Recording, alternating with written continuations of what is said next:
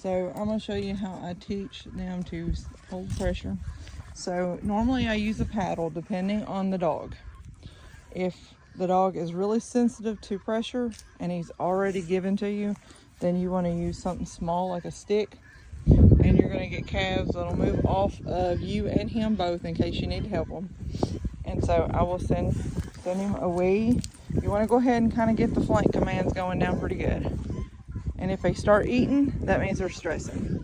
So he's stressing out because he's like, what is this crazy woman that I've only known her a week asking me to do? But I'm going to ask him to walk up, and I'm going to step up and walk up into the pressure so that it relieves the pressure off him, and he knows that I'm not going to put him in a situation that I'm not reading that it's going to be hard on him. So if I ask him to walk up, I'm going to stand off to the side.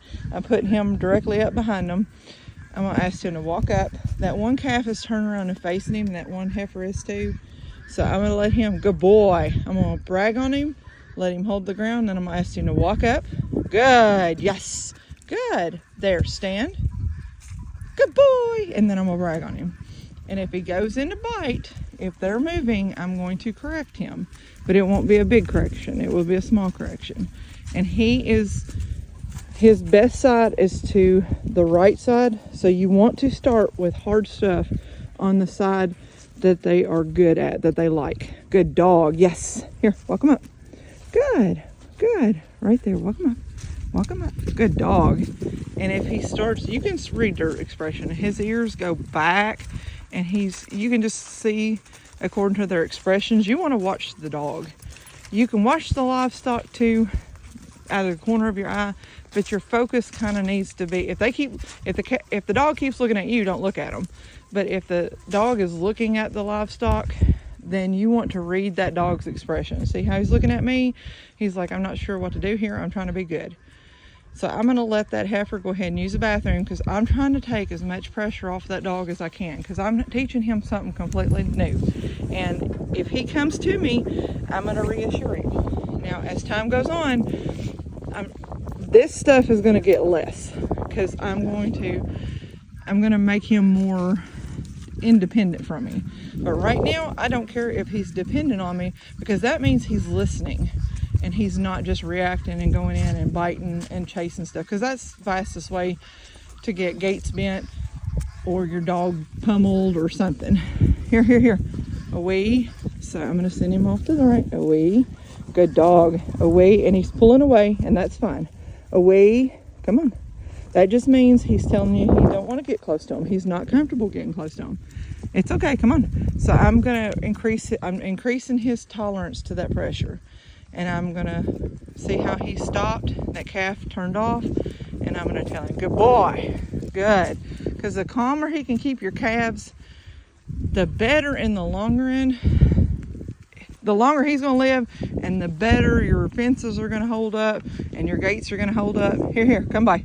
Come by. Come by. Now, to the left is his hard side, and that's the side he likes to bite anyway, because he doesn't like the pressure. And I'm going to ease him into it, but I'm not going to ask a whole lot of him on this side yet. See? He's kind of like, I don't know. Want to eat that poop. This is hard. Good boy. And if he wants to kick out to the right, I'm not going to force him to the left. If we have done this 2 or 3 days and he wants to kick off to the right, then I'll put him back over there for just a little bit of time, which is a good sign. That means I've done my preparation work well. That means he's okay with being to the left of him. Good. And those mules over there are going to put pressure on him. And he was busting in and just going crazy before on everything down through here because of the pressure. Good dog. Yes. Good. Good. Good. Good. Right there. Good. Stand. Good. Here. Away. So I'm going to kick to the right, and I'm going to let him go to the right. Good. This is his good side. Away. Come on. Away. Good. Away. Good boy. Yes. Good. And if you feel like you're like tripping him, then just pull him back and kind of hope the line comes out. Good dog. Yes. Right there. Stand. Stand. And don't let him come back to you. Good. Here, come by. No, come by. See how he's going in tight? Here, come by. Good. Right there. See? Good. See? The pressure got pulled off of you since you listened to me. The calf moved off. If he had continued to cut in, he would have had a fight, and that would have been like, he would have been, because he doesn't really want to, he just wants them to move and for him to control them. He doesn't really want to bite them for the fun of biting them. He's doing the biting because he's wanting to relieve the pressure off of himself. Here, come here. Come on. And that's why a lot of people say that dogs bite out of fear. It is, but it's related to the pressure of the situation. And he's just wanting to relieve the pressure, so he bites him. Good dog. Yes. Here. Good, right there. Good dog. Yes. Walk him up. And you want to make your walk-ups pretty straight. If you're going to be moving large groups of livestock, then you kind of want them to wear. But if you're going to do a lot of pen work, just one-on-one, maybe one calf at a time, you want to get that walk up like really straight. Walk up there. Good. Here, walk up. Good. I like for my walk-ups to be pretty straight. Come here. Come on. Come here. Here. Come here. Good. Come by. Nope. Here. Come by. Good. And you pull him out. Don't let him go straight into him. Good. Right there. You're going to say there and walk up. Walk up. Right there. Walk up. Come on. And he keeps wanting to pull. He's like, oh, this is hard. Isn't it, buddy? Good. But you're going to do this on a line because you don't want him just bouncing off that pressure. You want to get his tolerance built up of the pressure. You want him to realize these calves are going to move if you just stay back there and hold that pressure. Good dog. See, he's like, oh no, this is hard, and they're at the fence. Here, come by. No, come by. Good. Right there. Good.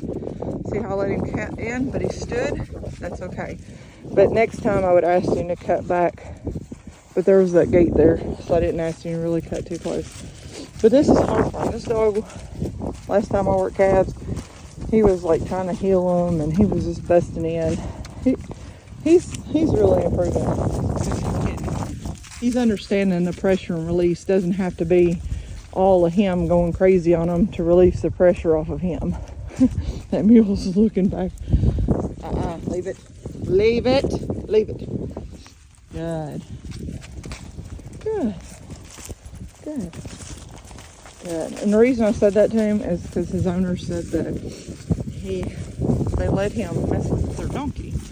So I'm sure that's something grand there. Watching him work a donkey. Come by. Got out.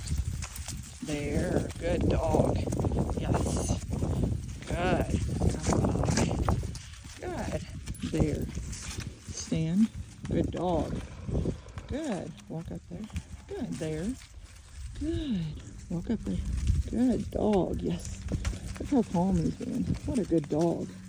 And he needs to give him time to turn off.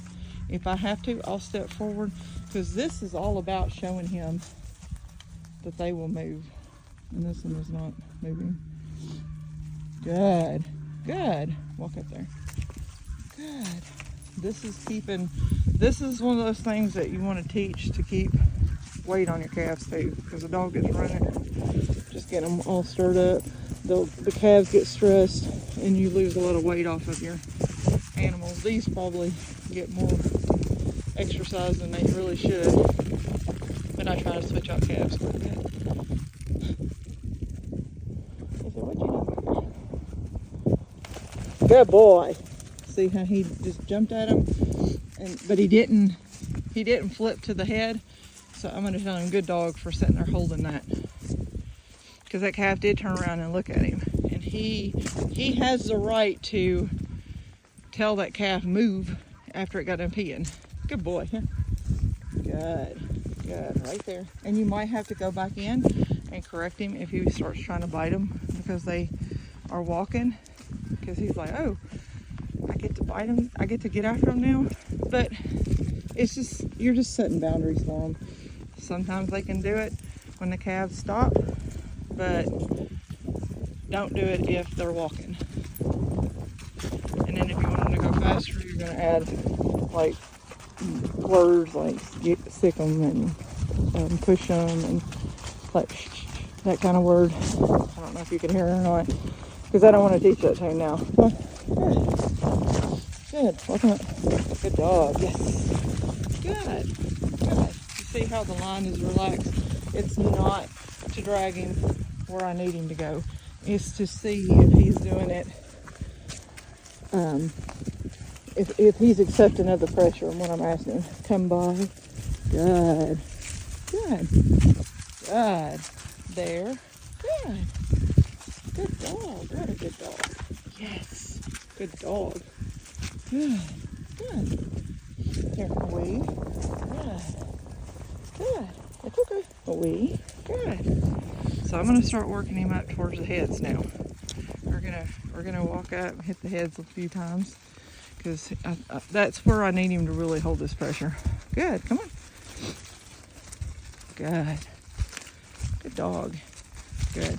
Now be careful if you have a dog that creeps up towards the head between the fence and the calf and you got a long line, because if that dog tries to bust through, that line is going to get wrapped around that calf.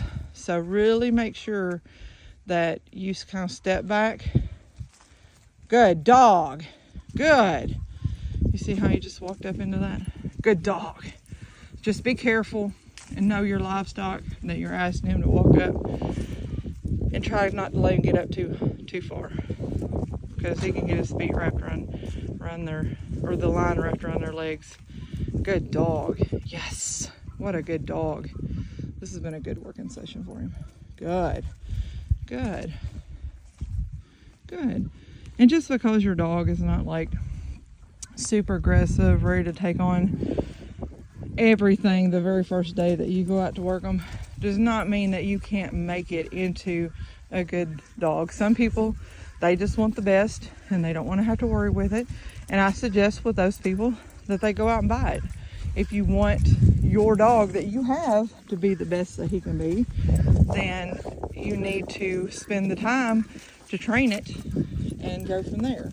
But if you have really strict guidelines on what you need, I really suggest that you go out and buy a trained dog. It's going to cost some money, because this is not, finding the perfect cattle dog is really, really hard. And the training that'll go into it is not going to be, the training that goes into it is going to be time consuming, because they're not born great. They can have great qualities, but all this little bitty stuff that we're going through here, it does take time, even with some of the best ones. It takes a lot, sometimes it takes a shorter amount of time, but it's still going to take a fair amount of time for whoever is training that dog.